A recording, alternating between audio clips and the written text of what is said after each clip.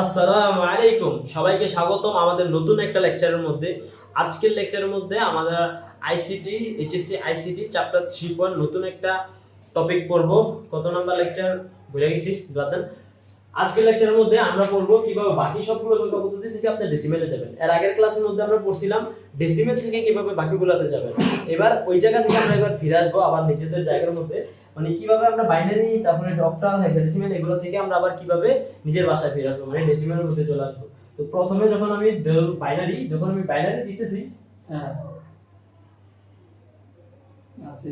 Binary সংখ্যা পদ্ধতির মধ্যে আমরা ধর একটা সংখ্যা নিলাম 1100, এই সংখ্যা পদ্ধতিতে বলছে আমাদের ডেসিমেলে যেতে হবে। তো এই ক্ষেত্রে আমাদের কয়েকটা ক্রাইটেরিয়া যে শর্ত এইগুলো আমি লিখে দিতেছি। প্রথমে যেই সংখ্যা পদ্ধতিতে যাইতে হবে, যেই সংখ্যা পদ্ধতি থেকে যেতে হবে ওই সংখ্যা পদ্ধতির বেস দ্বারা, যে সংখ্যা পদ্ধতি থেকে যে সংখ্যা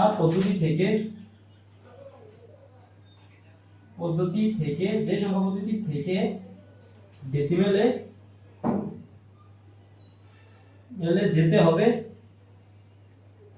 যেতে হবে তার বেস দ্বারা গুণ দিতে হবে আমাদেরকে। তার বেস দ্বারা প্রত্যেকটা সংখ্যাকে আমাদের গুণ দিতে হবে, তার বেস দ্বারা গুণ দিতে হবে। কিভাবে গুণ দিবেন চলেন আমি দেখাই। তার বেস দ্বারা আমাদের গুণ দিতে হবে, গুণ দিলে আমাদের 1 * 2 এভাবে গুণ দিতে হবে। তারপরে প্লাস দিতে হবে, আবার প্রত্যেকটারে গুণ দিয়ে এভাবে যোগ করে দিতে হবে এভাবে। তারপরে আমি দিতেছি সবগুলোকে গুণ দিয়ে, তারপরে 0 * 2, তারপরে একটা পাওয়ার বসাতে হবে, আমাদেরকে পাওয়ার বসাতে হবে। আমি পূর্ণ সংখ্যা ভগ্ন সংখ্যা দুটোই বোঝাবো। এখানে আমাদেরকে পাওয়ার বসাতে হবে। পাওয়ারের ক্ষেত্রে আমাদের এদিক থেকে এদিকের ভিতরে বসাতে হবে, মানে ডান থেকে বামের দিকে ক্রমানুসারে ভাবে। 0 থেকে শুরু হবে, কিন্তু 1 2 3, 0 1 2 3 থেকে শুরু হবে। এবং পাওয়ার বসানোর পরে আমাদের থেকে এই সবগুলা অঙ্ক সমাধান করতে হবে। তারপরে আমি এটা বাদ দেওয়া যাবে না, সমান চিহ্ন, এই দুইটা ফলো করলে আমরা আমাদের যেই পূর্ণ সংখ্যা আছে এটা যেতে পারবো। তো আমি এটা এখন ক্যালকুলেটর দিয়ে করতেছি। প্রথমে আমরা দেখে নেব, ক্যালকুলেটর দিয়ে করার কিছু নাই। প্রথমে 1 * 2 ^ 3, তো 1 * 2 ^ 3 এটা আমরা জানি 8 প্লাস তারপরে আমাদের কত 2 ^ 4 মানে কত আমাদের হচ্ছে 4, তারপরে প্লাস তারপরে 2 ^ 1 মানে কি 2, তারপরে 0 কারণে 0 আর ওইটা তো 0 তো 0। তো আমাদের মোট অ্যানসার হইতেছে কত 12।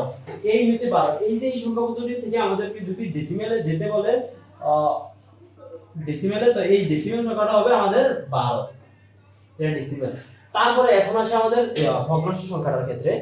ভগ্নাংশ সংখ্যার ক্ষেত্রে ধরেন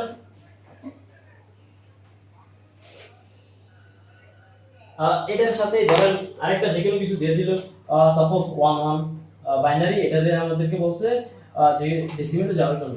ডেসিমেলে যাইতে বললে আবার আমরা কি করতে হবে, প্রথমত গুণ দিতে হবে। গুণ দিতে হলে 1 * 2, তারপরে প্লাস 1 * 2, আবার প্লাস 0 * 2, আবার প্লাস 0 * 2, আবার প্লাস পুরোটা যেই দশমিকের পরে যেগুলো আছে এগুলোরও গুণ দিতে হবে, যোগ দিয়ে যোগ দিতে হবে। 1 * 2 প্লাস 1 * 2, 1 * 2 যোগ দিলে এইবার দেখেন এখানে একটা বোঝার জিনিস আছে।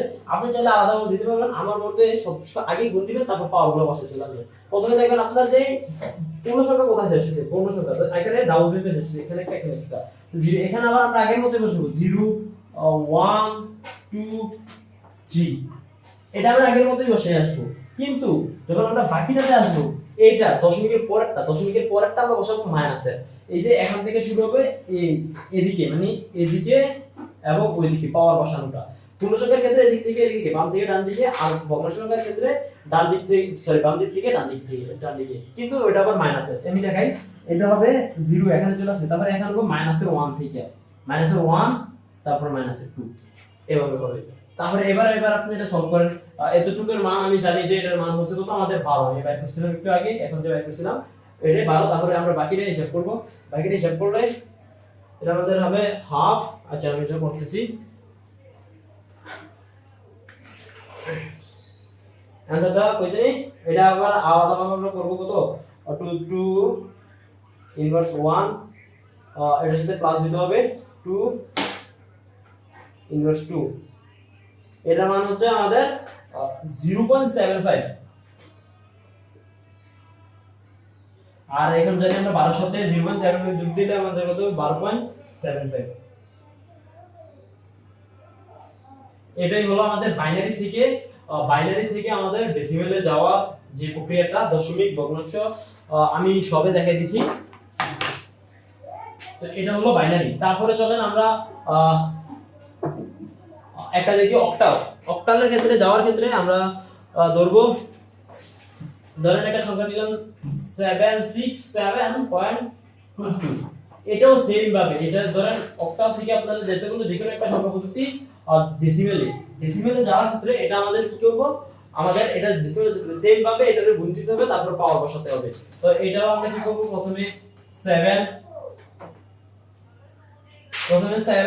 ইনটু অক্টালের বেস, অক্টাল কত 8, তারপর প্লাস 6 ইনটু অক্টালের বেস প্লাস 7 ইনটু অক্টালের বেস, তারপর আবার plus 2 into octal plus 2 into octal, এটা কিন্তু 8।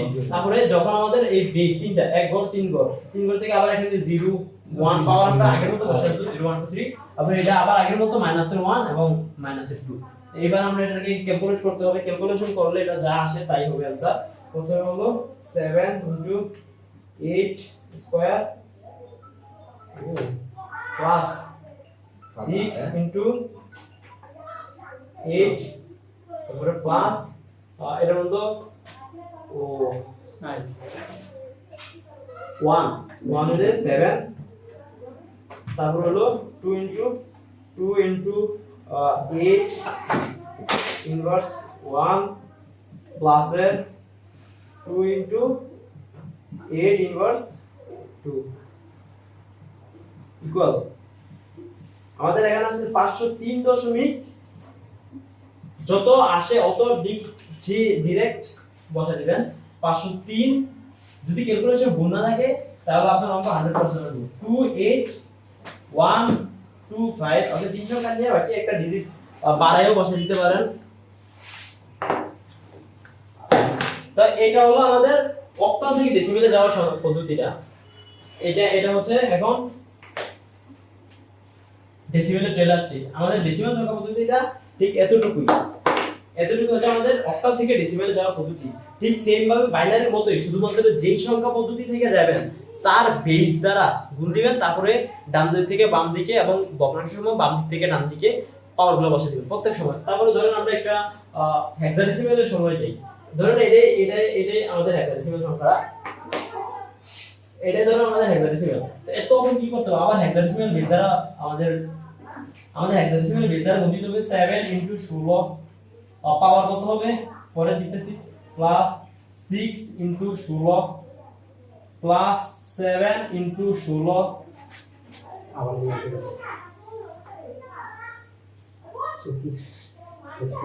16 প্লাসের 2 ইনটু 16 প্লাসের 2 ইনটু 16। তখন আমরা আবার এই গণপতি কয়টা ঘর আছে আমাদের পূর্ণ সংখ্যাটি আমরা 0 থেকে শুরু করব এবং ডান দিক থেকে বাম দিকে আমরা দিয়ে যাব। তারপর আবার এটা আমরা -1 এবং -2 এভাবে দিয়ে দেব। তারপরে আবার এটা আমরা আগের মতো আবার ক্যালকুলেশন করব। ক্যালকুলেশন করলে আমাদের কত আসবে, 7 into 16 square plus 6 into 16 plus 7 আস্তে বলে আইতাছি 2 ইনটু 16 ইনভার্স 1 কি দেব ভাই প্লাস 2 ইনটু 16 ইনভার্স 2। এটা আমাদের ক্যালকুলেট করলে আসছে 1895। আর এটা না বেশি গাইডটা এটা আমি কাটে গেছে ভুলে, আবার এটা ক্যালকুলেট করতে হবে। 7 into 16 square plus 6 into 16 plus 7 plus এটা হলো 2 ইনটু 16 ইনভার্স 1 প্লাস 2 ইনটু 16 আমি একটু বাইরে আছি বাইরে ইনভার্স 2 এটা মানে 1895 তো 1895.2813